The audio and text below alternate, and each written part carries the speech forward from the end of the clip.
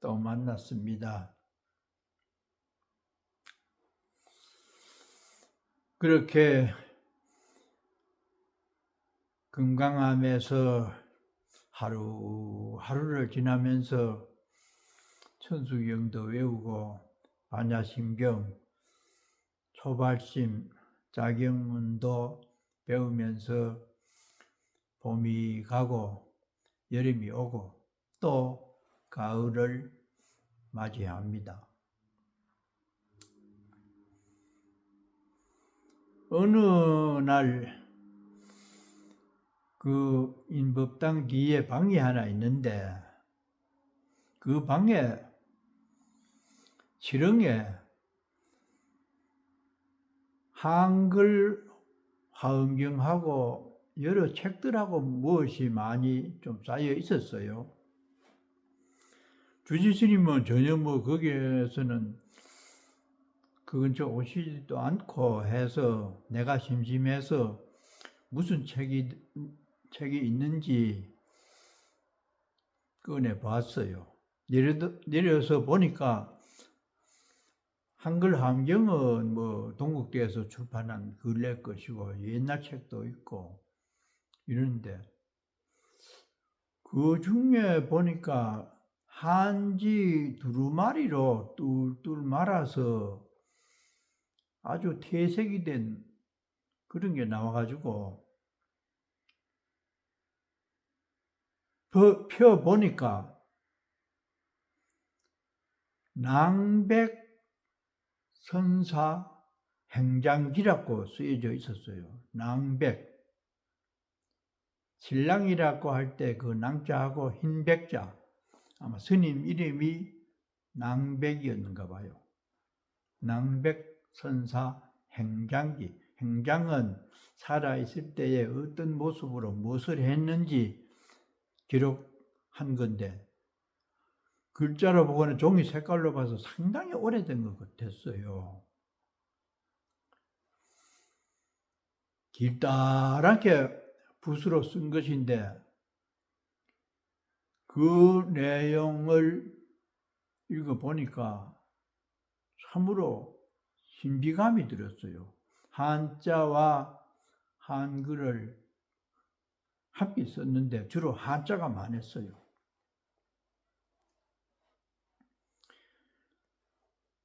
그 스님이 범어사에서 오랫동안 참선을 많이 했대요. 자신이 쓴 게 아니고 다른 스님이 그 스님에 대한 것을 썼어요. 그때는 주로 집단적으로 공부를 하기보다는 개인 방에서 많이 공부를 한 시기여서 그 스님이 주로 고향을 하고 나면은 자기 방에서 혼자서 공부를 했다는데 주로 금강경을 많이 독송을 했답니다. 약이 색견아 이음성구아 신행사도 불능견열애니라. 우리가 다 아는 내용대로 만일에 어떤 수행자나 신도가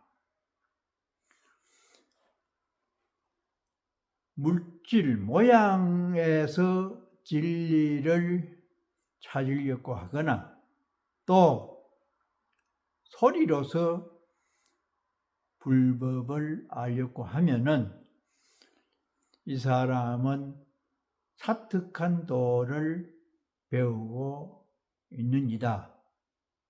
결코 부처님의 참뜻을 알지 못할 것이다. 그 내용이잖아요.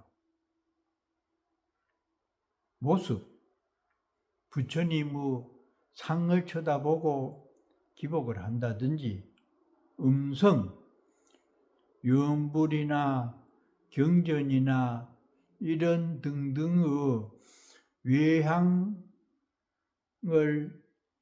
쫓으면서 진리를 얻으려고 하는 사람들은 사특한 도를 배우고 있는 사람이다. 이게 무슨 말이죠? 일반적으로 우리들은 부처님을 향해서 경배를 드리고 참 주력도 하고 발언도 하면서 때로는 진언도 열심히 하면서 경전도 읽고 이렇게 신앙생활을 하고 있는데 금강경에서는 그런 모습으로 수행을 하는 사람들을 사도를 배우고 있는 사람이다. 그래서 결국은 부처님의 참뜻을 알지 못하게 된다 이랬잖아요. 그러면 어떻게 수행하면은 부처님의 참뜻을 알아차릴 수가 있을 것인가? 응무소주 이생심, 집착하는 마음이 없이 오로지 단박하게 한 생각을 내어라. 그 내용이 육조 해능 스님이 그 문구 들고 깨달았다고 했잖아요.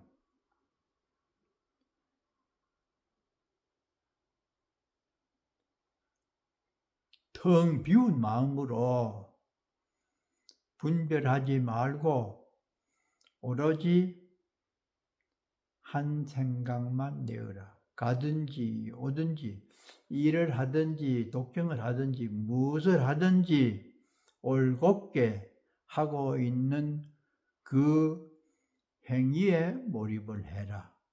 생각도 마찬가지죠. 따지지 말고 일념으로 무엇을 하든지 하면은 그 속에서 부처님께서 말씀하신 핵심을 알게 될 것이다. 이게잖아요. 그러면서 틈이 나면은 그 낭백 스님은 자기 이름을 부른대요. 낭백아, 예, 허튼 생각에 쏟지 마라. 예. 어떨 때는 하루 종일 스스로에게 묻고 스스로가 답을 했대요.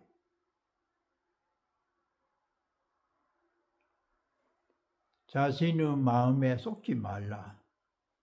자신을 속이지 말라.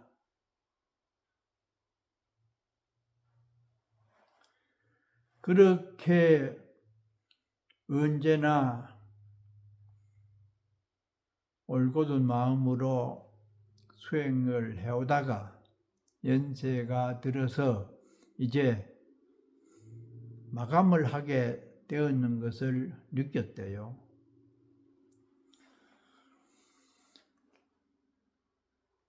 어떤 모습으로 내 몸을 버릴까? 궁리를 하다가 건강함 뒤에 큰 바위가 있어요. 그 바위 굴에 호랑이가 살았답니다. 생각 끝에 그 호랑이에게 잡아먹히면은 제일 좋지 않겠나? 내가 지금까지 신도들이 갖다 준 그런 시주의 은혜를 많이 입었는데 그 은혜를 호랑이에게 내가 갚아줘야 되겠다. 이래 생각을 하고 그 호랑이 굴에 갔대요. 가니까 그 큰 바위 속에 호랑이가 한 마리 있는데 잡아먹으라고 그 앞에 가서 아양을 떨고 막 약을 올리고 돌을 던지고 그렇게 해도 안 잡아먹고 눈만 끄벅끄벅 하면서 하품을 하면서 미소 짓듯이 이렇게 바라보고 있었대요. 맨날 며칠을 그래도 안 잡아먹어요.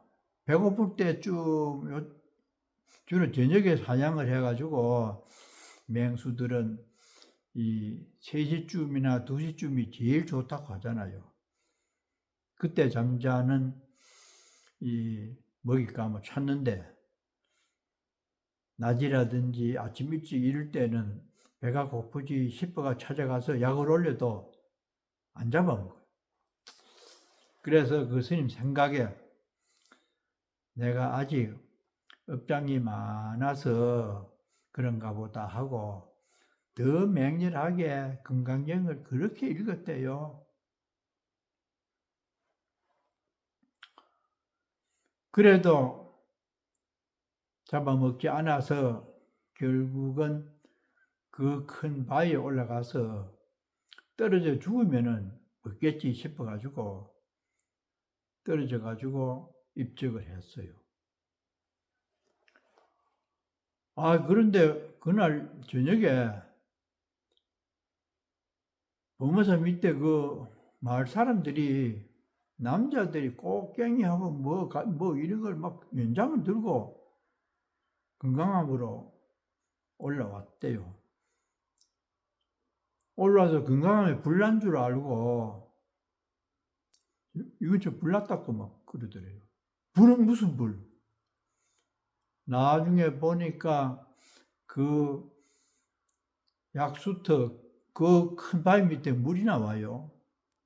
내가 갔을 때도 그 약수터를 이용해 가지고 나무로 홈대를 파서 직수를 했어요. 물이 줄줄줄 아주 물맛이 좋아요. 그런데 거기서 빛이 나가지고 스님들하고 그 사람들, 부끄러운 사람들 올라가 보니까 낭백 스님이 거기서 누워가지고 있고 그 몸에서 방광을 하고 있는데 호랑이는 저 뒤에서 불 뿌듯하게 켜져 있고 그 내용을 적은 그것이 두루마기에 있었던 그 내용이라요.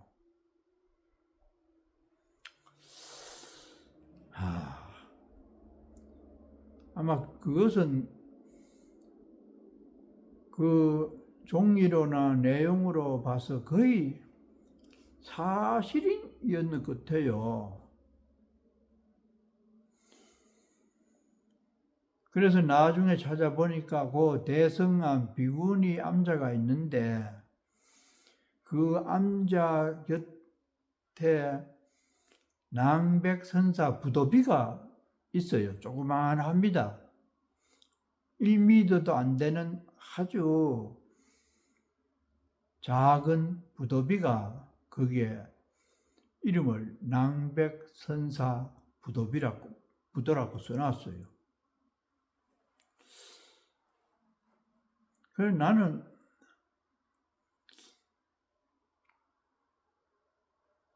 그때는 뭐 방광이라 하는 말도 처음 들었고 또 주변에 어떤 스님들도 그 낭백섬에 대해서 얘기해 준 적도 없고 다만 두루마리 내용만 보고 참 이런 일도 있는가 희한하다 참 그랬는데 그 뒤에 살아오면서 보니까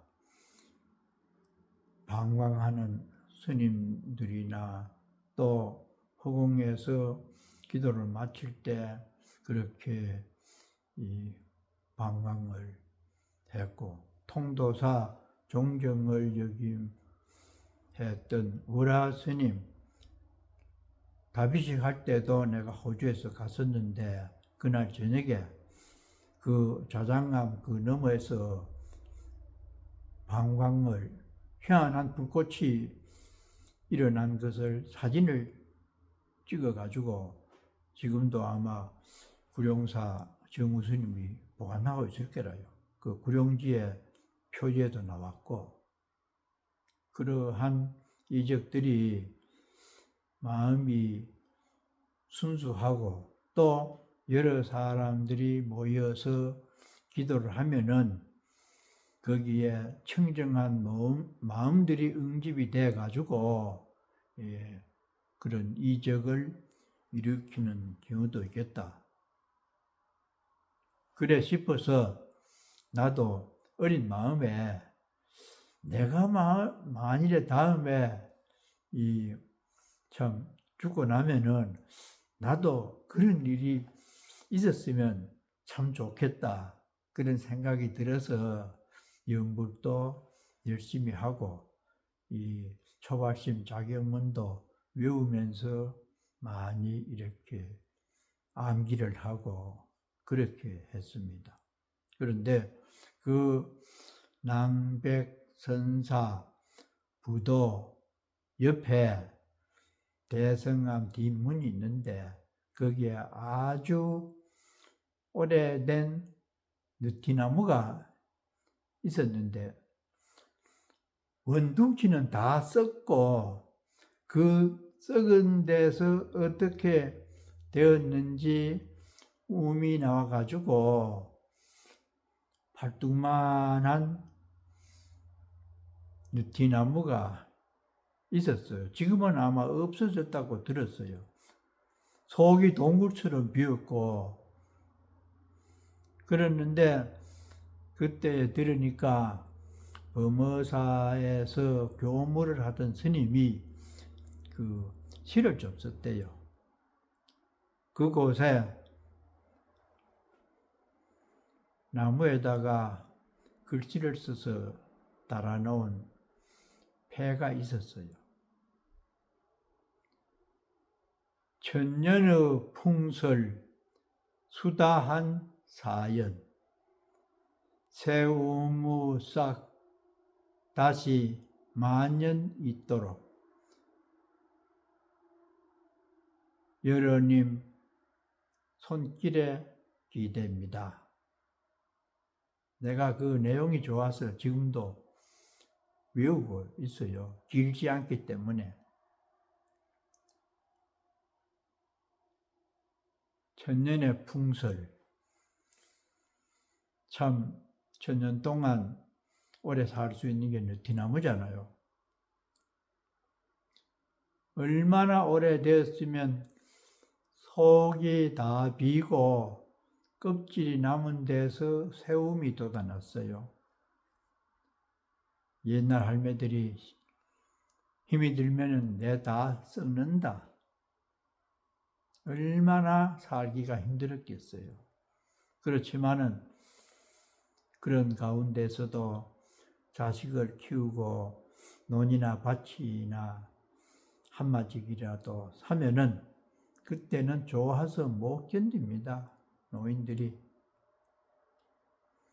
담배나 소를 팔고 이래서 좀 등급을 잘 받고 값이라도 많이 생기게 되면은 모든 고통을 잊고 그렇게 좋아하는 모습으로 웃었던 분들이 우리를 보듬어주고 낳아준 우리들의 선조입니다. 새우무 싹 다시 만년 있도록. 우리가 그 후손들이잖아요. 그렇게 속이 썩은 공력으로 인해서 우리는 시퍼렇게 잘 먹고 잘 살고 있습니다. 그 싹이 만년 동안 있도록 여러님 아낌에 기대입니다. 서로가 희망과 용기를 주는 미소와 말씀을 해주고, 조금은 부족해도 생명으로서 이 땅에 와서 함께 살게 된 인연에 대해서 고마워할 수 있는 그런 따뜻한 마음가짐이 크게 요구된다고 생각하는 지금입니다. 우리 모두 함께 그 새우무 싹이 만년이 되도록 썩지 않고 무럭무럭 자라날 수 있도록 피차를 북돋아주는 지혜로운 마음씨의 소유자가 되었으면 좋겠습니다.